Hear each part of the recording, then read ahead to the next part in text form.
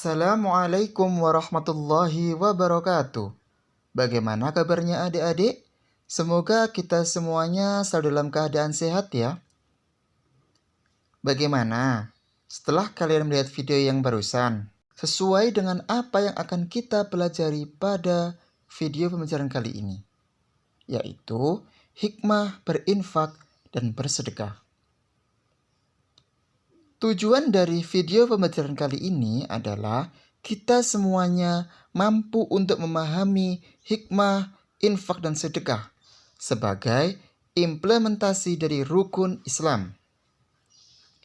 Adik-adik, kata infak dan sedekah merupakan kata yang seringkali kita dengar dan kita ucapkan. Secara sederhana, kata ini dipahami sebagai suatu bentuk pemberian. Apakah bentuknya materi ataupun non-materi. Allah Subhanahu wa Ta'ala dalam beberapa ayatnya memerintahkan manusia untuk berinfak dan bersedekah. Sebab ada banyak keutamaan atau manfaat infak dan sedekah bagi manusia. Di antaranya adalah yang pertama, memperbaiki hubungan manusia dengan Allah Subhanahu wa Ta'ala. Infak atau sedekah baik sunnah maupun wajib yang pasti merupakan perintah Allah Subhanahu wa Ta'ala. Banyak ayat maupun hadis yang memerintahkannya. Misalnya dalam surat Al-Munafikun ayat 10 yang berbunyi, A'udzu billahi minasyaitonir rajim. Bismillahirrahmanirrahim. Wa anfiqu mimma razaqnakum min qabli ay ya'tiya ahadakumul maut fayaqula rabbi laula akhartani ila ajrin qarib fa asaddaqa wa aku minas sholihin, yang artinya, dan belanjakanlah sebagian dari apa yang telah kami berikan kepadamu sebelum datang kematian kepada salah seorang di antara kamu.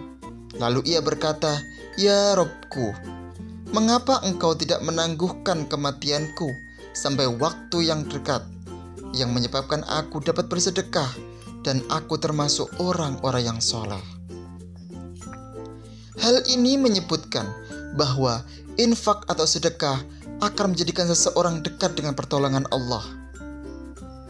Bahkan, dalam ayat tersebut digambarkan ia ingin kembali lagi ke dunia, agar di dunia dia bisa memberikan infak dan sedekah yang lebih banyak lagi.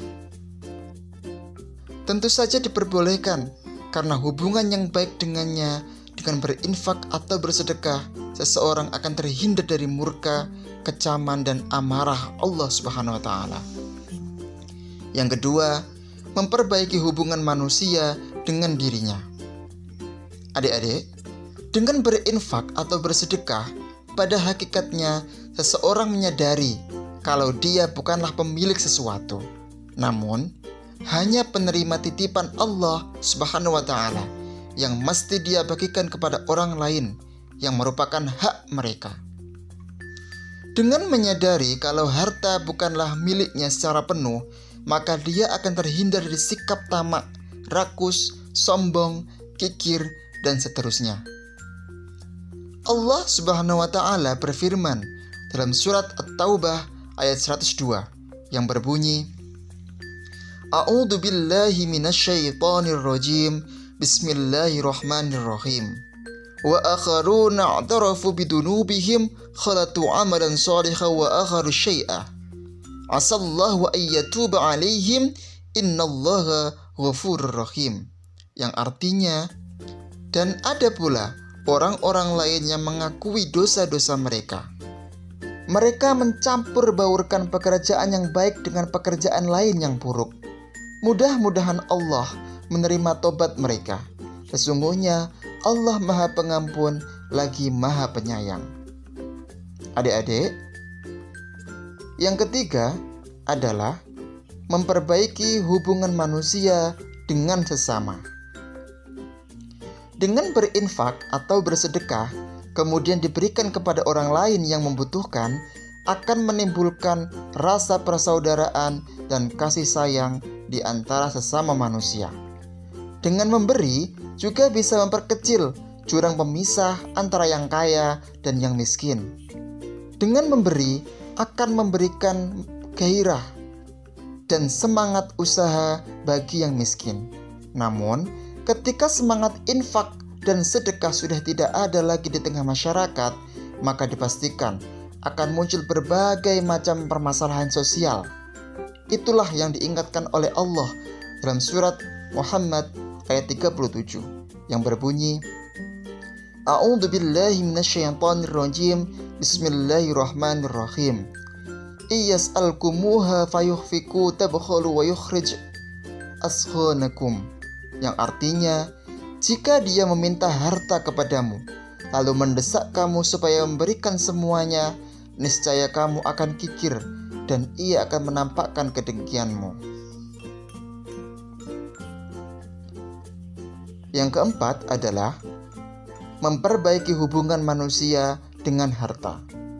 Adik-adik, dengan berinfak dan bersedekah, seseorang berarti telah menjadikan harta dan kekayaan sebagai sarana hidup untuk mencapai kehidupan yang lebih baik dan abadi.